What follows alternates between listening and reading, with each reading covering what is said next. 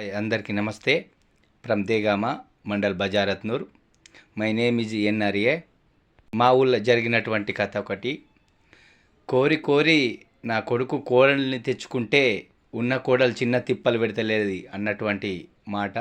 అదేవిధంగా వచ్చిన కోడలు మందబలం చూసి కుక్క మొరిగినట్టు తప్పును దిద్దుకోకుండా తప్పుడు మాటలు చెప్పి కొడుకును కోడల్ని కొట్టిపించే విధానానికి తీసుకునచ్చినటువంటి విషయం.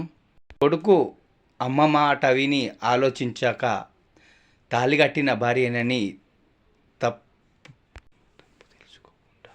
మూలకున్న కర్రతోటి 4 దెబ్బలు తీసి తల్లి గౌరవాన్ని పెంచిండు కొడుకు.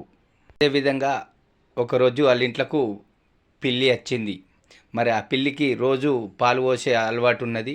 మరి పాలు అదేవిధంగా పోసిండ్లు.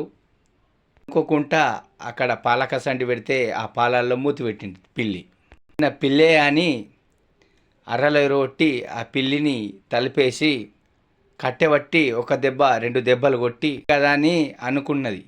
కానీ ఆ పిల్లికి కోపం వచ్చి పులి తయారై పీకను విసికే సమయంకు దగ్గరికి వచ్చింది. పీకను బట్టి ఉన్న పానము ఊసిపోయేదాకా తెచ్చింది. ఉన్న పానం ఊసిపోయేటట్టున్నదని వచ్చిన కోడలు వచ్చి అత్త పానాలు కాపాడింది.